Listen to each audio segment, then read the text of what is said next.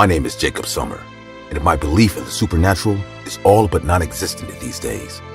If I'm being honest, it wasn't always like this. Prior to January 3rd, 2011, I was like most people, completely skeptical and with almost no belief in demons, ghosts, magic, and the things that go bump at night. But best believe, I have no doubts, and I can tell you certainly that there are indeed supernatural beings among us. It all started when I and my wife decided we needed some time away to vacation and spend some quality time together. We had just gotten married earlier that year and decided a getaway trip to celebrate the new year wasn't a bad idea.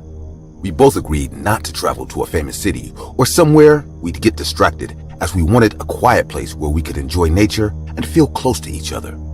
We eventually settled on a small town called Vik in Iceland. It seemed perfect, as it had a very low population and the landscapes were beautiful. The only problem was finding a hotel we could stay at. I looked around on Google for a while and eventually found a vacation rental. My wife and I were a bit skeptical at first, as we had never actually stayed in a rental home before. But we decided it was a better option than staying in a hotel out of town and booked it. My wife and I celebrated Christmas and New Year's Eve with friends and family before saying goodbye and traveling on the 1st of January 2011. There wasn't a direct flight to Vik, so we had to land in a nearby town called Reykjavik and get a bus to Vik. Finding the bus station wasn't a problem, and the bus driver helped us with our luggage before asking where we were headed. "So where am I taking the lovely couple today?" "A town called Vik," I replied. "Vik is an odd choice for a honeymoon," he said as he started the bus. I laughed and responded with, "Well, it's not our honeymoon. We're just looking to get away." We drove for about 30 minutes before getting to Vik. At first glance, the difference between Vik and Reykjavik wasn't that much, but as we drove deeper in, I couldn't help but feel like this town had a completely eerie feel, like it was apart from the rest of the world. The driver stopped at the station before saying, "We're here." We were the only ones in the bus, so I figured he wouldn't mind taking us to the rental instead of the station. "Hey man, we really don't know how we're going to get there, so could you take us to our rental?" I continued with, "That is, if you won't mind, of course." He replied with, "Sure. Which one is it?" I took out my phone and pulled up the photo before showing it to him. His facial expressions immediately changed, and I could tell he had no intention of taking me there. He didn't say anything for a while, then eventually took out his phone and called someone. They spoke in Icelandic, so I had no clue what they were saying, but I could tell it wasn't a pleasant conversation. We waited for about 5 minutes and another car came. The driver still hadn't said anything. He simply transferred our luggage into the next car, told us to get off, and left. The new driver didn't know any English, but we figured he'd be taking us to our rental, so we got in. My wife had been awfully quiet since we landed, so I asked, "Hey babe, are you okay?" She didn't respond. "Babe?" I said, getting her attention. She then replied, "Yeah, I'm fine. I just don't feel so good." We eventually arrived at the house, and the first thing I noticed was it was much bigger in person. For the price we got it at, I had expected something much smaller, but I wasn't complaining. The driver stopped the car, and I removed our luggage. I figured I was supposed to pay him, but wasn't sure as he had been completely still since we arrived, simply staring at nothing. When I was done, I decided to pay and let him know he could leave. "All done, sir. How much do I owe you?" The driver still didn't move, and I decided to check if he was okay. But as I reached out to tap him, he immediately grabbed my hand, looking me straight in the eyes. The situation was extremely creepy, as his grip was painfully tight, and the look in his eyes was frightening. I didn't know if I had done something wrong, but before I could say anything, he simply said, "Bölvivit," and then let me go. I wasn't sure if I still had to pay him, but he started his car and left. The feeling I got from looking into his eyes wasn't a good one. The whole atmosphere felt different. I stood there thinking about it for a while before my wife eventually said, "Hey, I've been waiting for you. Are you going to stand there all day?" I laughed and said, "I'll be right there." But before going in, I decided to find out what it was the driver said, so I took out Google Translate and repeated what he said the best I could. My heart sank as I realized what the word meant. Cursed. The first night at the rental was seemingly perfect, but little did I know that things were about to change the very next day. The next morning, first thing I noticed was that April had moved from our bed last night to another room in the house. I asked her about it casually, but she said she thought I had carried her to the other room and wasn't very happy about that. I decided it was better to let her believe this, as telling her any different may frighten her and ruin the vacation. I also noticed strange little things happening in the house that day. For starters, after taking a shower, I realized I had massive scratches on my chest and back. I could have sworn I didn't have them when I woke up, but I simply applied a cream and went to spend time with April. The next strange thing happened later on in the day. April had gone out to take some pictures for her Instagram not too far from the house, and I was using the time to catch up on some business. But then, no matter how crazy this sounds, I could have sworn I saw her walk right in front of me. At first, I thought it was April playing a game of some kind, so I put down my laptop and got up to follow. But before I could go upstairs, April walked through the front door. I was obviously confused, as I knew for a fact I had just seen someone walk past me. April didn't seem to be playing a prank, and I was beginning to bother about the situation but didn't want to worry her, as she looked like she was finally enjoying herself. I assumed I was probably just seeing things and needed rest. Later that night, about 10 p.m., April and I decided to call it a day and go to bed. Before going to bed, she looked at me and said, "Babe, is everything all right? You've been acting kind of strange." I admit, I had been a bit paranoid about all the incidents since the driver's vague message, but I still had no intention of worrying her, so I responded with, "No, I'm fine. There's nothing wrong." She looked at me almost like she could tell I was lying. "I just want you to be okay." I gave her a smile and kiss before falling asleep. At around midnight, I woke up to a very odd feeling. April was grabbing my foot and pulling at it. Now, I didn't understand why she was doing this so early in the morning, but I wasn't up for it, so I simply said, "April, it's too early. Come back to bed," and tried to go back to sleep. About 5 minutes later, April tugged at my foot again, and I simply pulled my leg back inside. 5 minutes later, I felt a hand on my foot. I tried pulling it away, but it gripped so tight, it felt like I would break a bone. I opened my eyes and was immediately flung from the bed. It was only then I realized April wasn't on our bed anymore. Whatever it was that pulled me off my bed was probably also responsible for the scratches and strange things happening in the house. Now, as you can imagine at this point, I was completely creeped out and decided to call for help. I immediately Googled the emergency number for Iceland and dialed. "Hello, please? I need help. There's someone in my house," I said. "Yes, and what's your address?" she replied. I gave the address, but what followed was silence. Then she eventually said, "Sir, I would recommend you leave the house immediately. Help is on the way, but please leave the house." I was about to inform them of my wife being missing when someone walked by my room door. I immediately dropped the phone and followed. Finally examining what I was following, I understood why I mistook it for April earlier, as its physique was very similar to that of a woman. She was dressed in all black without any shoes on, and with every step it took, it looked like she wet the ground. I followed her all the way downstairs and couldn't help but wonder if she knew I was following, but chose to ignore me. She walked into a room and I followed, but when I stepped in, she was gone. I turned around to walk back out and immediately felt a hand grip my neck. There was nothing human about this creature. Its face was pale blue and its eyes were almost completely dark. It had marks around its neck and was missing parts of its hair, but the weirdest thing about it was that it was drenched. I tried hitting its hand to free myself, but its grip only tightened around my neck. At this point, I could barely breathe and I could feel myself losing consciousness. That's when I heard the door being forced open. I passed out and hit the floor. I woke up in an ambulance a couple of minutes later. There were a few paramedics and police officers around me. "April!"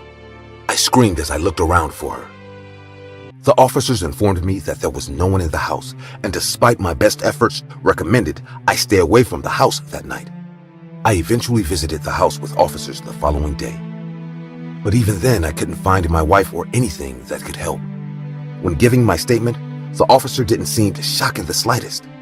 I found that pretty bizarre, seeing as I was describing a demon to him. After some time on the case, I met with their chief, and he informed me that Vic wasn't that big a town, and if they hadn't found her by now, it wasn't a good sign.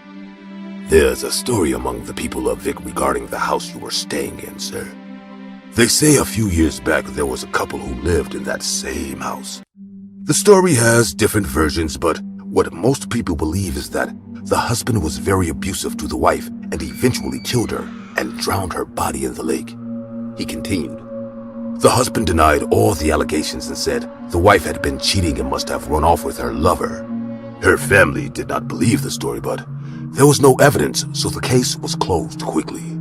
Some believe her family called to the old gods because just a few days later, the husband was strangled to death in the apartment. Normally, I'd disregard the story as bullshit immediately, but after what I'd seen, I very much believed it. What does that have to do with my wife and I asked. The officer responded with, well, most believe the soul of the woman still haunts the house after that. Whenever people move in, someone ends up dying, and it's always the husband. They say, in the eyes of the spirit, all men are evil, and this is justice. He continued, so the house was bought and turned into a rental, although no one even went close to it until now. But I'm very sorry to hear about your wife, and I want you to know we'll do everything to find her. The cops didn't have any answers for why my wife disappeared, as it was the first time it was happening. My family came over to stay with me, as I had decided to stay for the following weeks until April was found. It's been 12 years now, and I haven't heard anything from or about my wife. The first years were horrible, and I spent countless days searching, but I found nothing.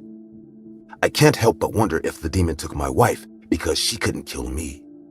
Maybe it was my fault for taking her there. Things are slowly getting better though, and I have fewer and fewer nightmares about the demon. But I will never give up on my wife, and best believe I will never forget the days I spent in a haunted house.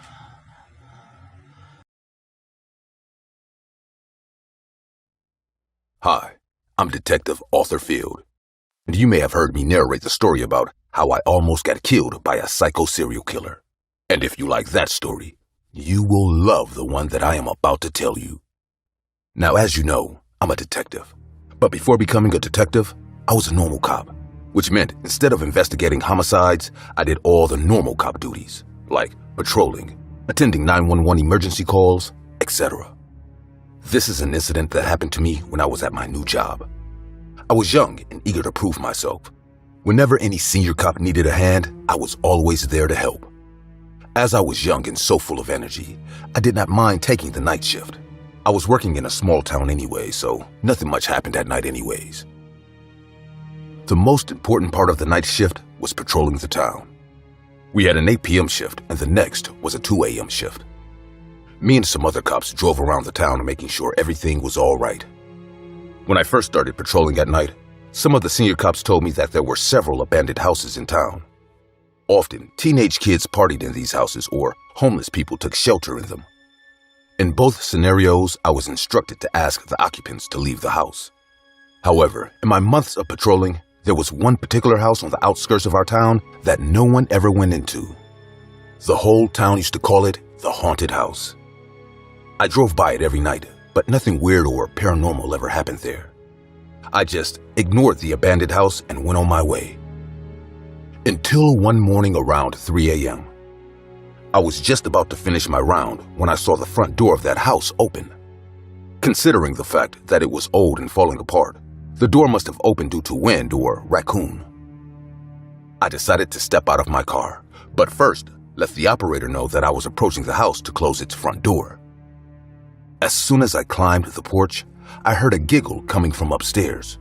It sounded like a few toddlers were playing and laughing upstairs.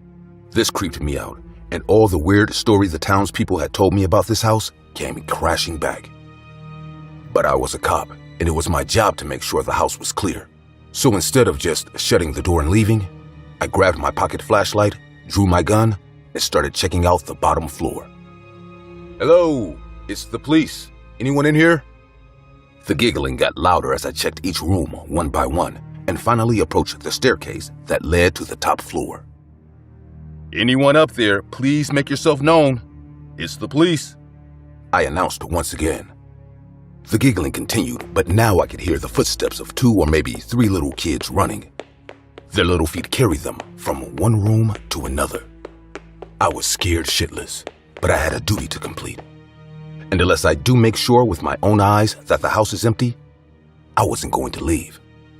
As I stepped onto the top floor, everything became pin-drop silent, as if nothing at all had happened here a few moments ago. My hands were shaking, and I was silently saying a prayer as I checked the top floor. There were 3 rooms and a bathroom upstairs, and each and every room was empty. No intact furniture in any of the rooms, which meant no place for hiding. As soon as I made sure there were no kids there, I just left the house. I got in my car and drove off. I told all the cops what happened, but no one took me seriously. The next day, the house looked fine, with no open doors or giggling kids. The other cops and some townspeople loved to give me shit about that incident. One amongst them was Miss Tucker. She often visited the station as her husband was the sheriff. She was in her 40s, enjoyed calling me names like Pussy Car and Scared Cow after the haunted house incident. Luckily for me, I got transferred to another town soon after that. My career kept on excelling until I became a detective. However, I never got the answer to what was going on in the haunted house until recently. One of my former colleagues, a fellow cop who used to work with me in that station, reached out to me a few days ago. Detective Field, it's Officer Rogers. How have you been? Rogers, so nice to hear from you after so long. I'm doing great, solving cases. What about you? Why did you call me after so long? Remember the haunted house? The one you had to patrol past every night? Yeah, how can I forget it? That was the first and the last time I was so scared on duty. What about it? Did you hear about what happened there? No, I haven't. Never looked into it once I left the town, to be honest. Well, do you remember Miss Tucker, the sheriff's wife? The nosy one? Yeah, sure I do. Can't forget her as well. So, the night when you heard the kids giggling and running, it wasn't your mind playing tricks on you, or a ghost. There were kids up there. Wait, what?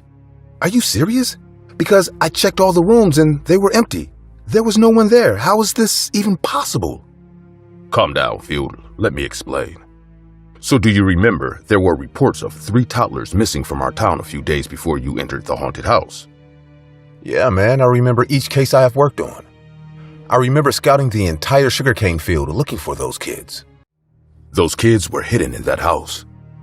Rogers, I do not get what you're trying to say. I just have more and more questions. I know that, Arthur. So, the kids were kidnapped and hidden in the house.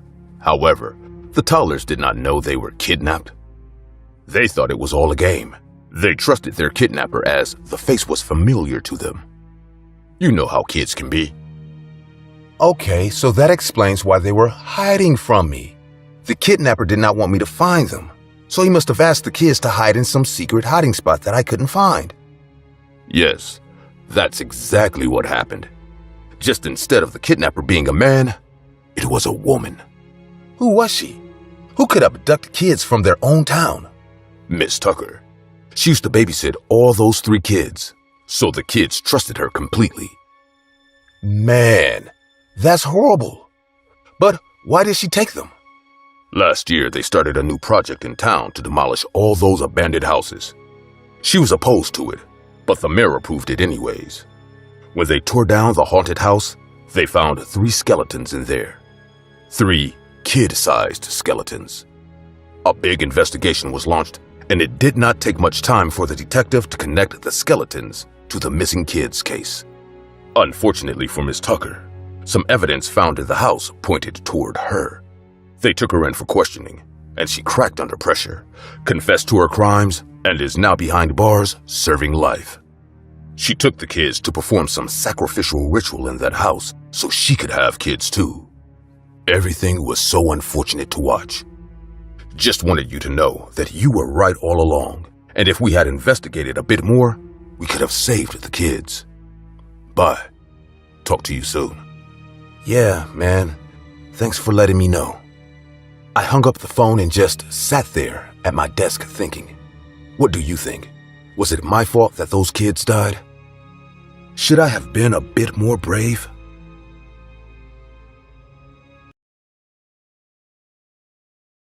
It has been many months since we left. After weeks of torture and fright, we finally decided enough was enough. We packed up our things and left. Most wouldn't understand or even begin to comprehend why a young couple lacking in any kind of wealth would choose to move out of any kind of previous accommodation. But they didn't know the truth that lies within that wretched place. It all began right on the first week of us moving in. We had just finished our degrees at university, and we were searching for somewhere close by where our new jobs were to call home. It didn't take long before we came across a house far under the normal market price, so without thinking, we bought it without even looking around. The owners were already gone by the time we had arrived, so we got straight onto moving our furniture in. Without much to our name, as of yet, we moved everything in within just 2 days, and on the third, we can now call it home. We were so excited to finally have a home, and that night we went to bed brimming with excitement and energy. That's when I started seeing it. That very same night, I had woken up in what seemed to be the middle of the night. It was pitch black outside, and it wasn't that state of waking up where you can simply get up, go to the toilet, maybe just roll over to find a better sleeping position. No, this was something different. My entire body still seemed to be sleeping, and even though my eyes were fully open, I couldn't even move my face. Although I was mildly shocked by this lack of movement, I didn't necessarily feel terrified or scared. That was until I felt something watching me. Suddenly, I felt extremely uneasy, and I tried to call out to Jack, my boyfriend, but my lips stayed shut. Without much point in trying to get up or wake Jack, I managed to close my eyes, and with everything I had, drifted back to sleep. The next morning, we both still felt that rush of excitement from all the moving in, and we just sat up in bed to read for a while before breakfast. As I reached for my book, which was usually located on my bedside table directly next to me, I was surprised to see it had fallen to the floor. I could barely remember the night before, as if it were a dream, so perhaps I knocked it over in my sleep, I thought, while I picked it up from the floor. After about 20 minutes, we both felt our stomachs roaring to be fed, so we got out of bed, popped our slippers on, and headed down the stairs to the kitchen. The kitchen was mostly colored white and black, an attempt at a modern style, but the walls bore cracks and the cupboards all bent slightly off their hinges, clinging to the bearings to stay upright. Over at the sink, several patches of rust and dark stains engulfed the once gleaming metal. As disgusting as it was practically the same filth we were previously living in at our shared dorm rooms, so we didn't care and went to grab some cereal. The rest of the day felt normal after that. We finished breakfast, went to our jobs, came back and got ready for dinner. Instantaneously, we noticed that rusty, stained sink was now completely spotless. Looking at each other with strained eyebrows, confused by its sudden cleanliness, we nervously walked over to continue washing our hands. The water rumbled in the pipes as it struggled to make its way to our waiting hands. By the time it burst out, we jolted back to see the water was brown and seemed to contain specks of muck and filth within it. Jack hastily turned the tap off and pulled the plug, hoping to drain the sewage-like liquid. As it sunk into the drain, we stared at each other, mouths wide open in disgust. Later that evening, other strange occurrences started happening around the house too. Objects were falling off the shelves regardless of the fact that all the windows were closed, so no gust of wind or drafts could be flowing through the house. The excitement still held on. We were still living in a house, bought below market price, and we could hire a plumber to deal with that rotten pipework connected to the sink. We laid there in bed, staring at the ceiling, preparing ourselves for slumber after a long day of work. After a while, I could start to hear Jack's mumbled snoring, which I giggled at before falling asleep myself. Hungry. My eyelids split open after hearing a raspy voice whispering hungry almost straight into my ear. Horrified by this unnatural noise, I tried to sit up and look around, but my body was once again motionless. This time, however, my head was positioned toward the corner of the room. As my eyes returned back to focus, I spotted a mortifying figure huddled over in the corner, back to the wall, facing me, grinning. I froze in fear. My body started shaking uncontrollably from the horror of what lay before me, but I still had no control over it to escape or warn Jack. Even trying to scream wouldn't work. All that came out was a hushed murmur as that thing kept grinning at me. I couldn't make out its face either. Its dark form meant only the very highlights of its foul jaws could be seen in the darkness. I was petrified. Hours later, still staring into that grinning nightmare, the sun had finally begun to rise and my eyes were able to rest, even just for a few hours. In the morning, I looked over to see Jack, still asleep, drooling onto his pillow. A faint smile spread across my face before I remembered the night before, exactly like last time. It felt like a dream, a state of total futility and dreadful fear. I shook Jack awake and blurted out everything I could remember, drenching the sheets with tears. I couldn't have been more scared.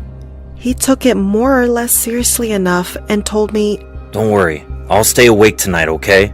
Then if that thing comes again, I'll deal with it. Sound good?" I nodded slightly, still dripping from the tears, and we once again got up to go downstairs for breakfast. As we walked into the kitchen that morning, I stopped in the doorway as I saw the book that should have been on my bedside table, which was now perched on top of the dining table. Not only was my book now moving on its own in the night, but that also wasn't all either. That sink we saw yesterday evening, which was spotless, well, it was covered in rust and dark stains again. Terror was beginning to set in. We decided it was time to do something about what was going on around the house. So, for the rest of the day, we prepared a camera directly at the sink and bought several cans of coffee so Jack would be able to stay awake that night. The smell of caffeine engulfed my nostrils as we headed back inside after returning from the shops. I longed for it, but we knew I needed to sleep to get through this. All that remained now was to wait for night to fall and that thing to return. We sat in bed for the next few hours and talked while Jack comforted me. He told me it would be alright, but as soon as we saw the sun dip below the horizon and the moon rise into the sky, we knew it was time.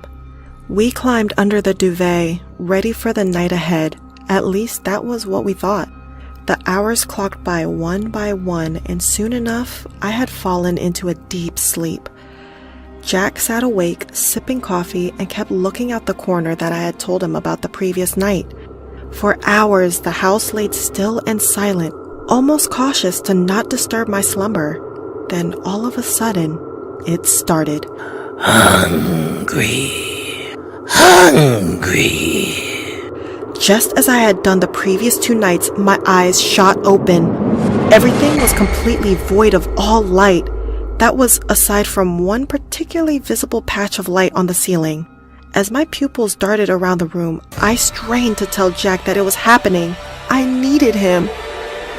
A vast wave of relief washed over me as I felt him moving about on the other side of the bed.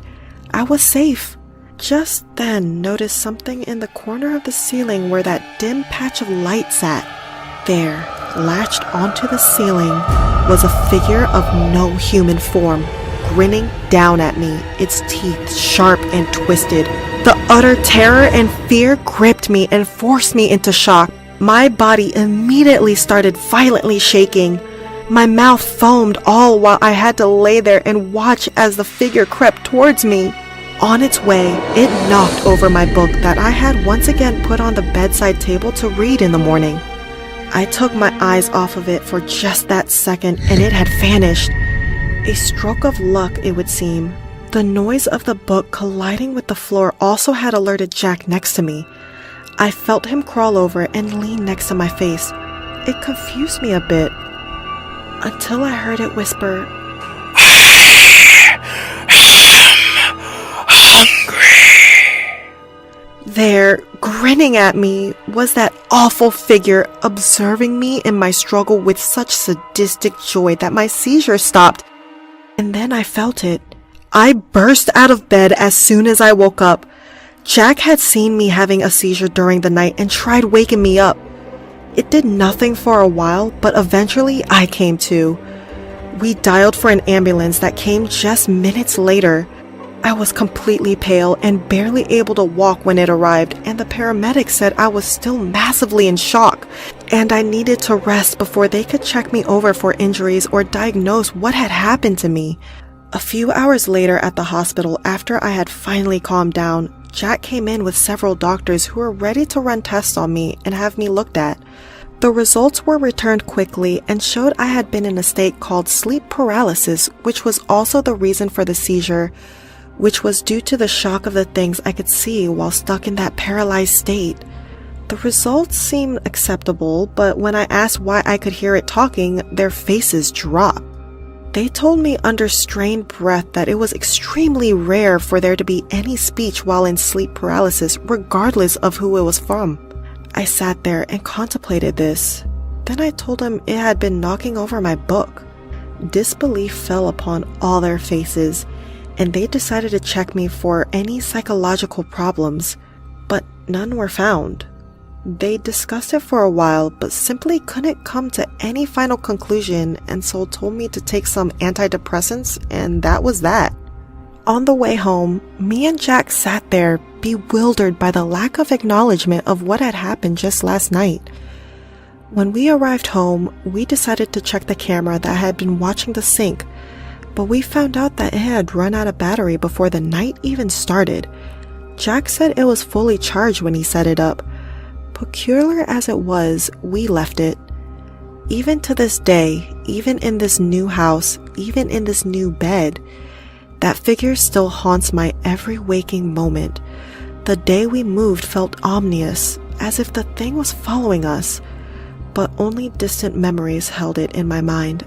But one day, that thing will return, and God bless those who chooses it as its next victim.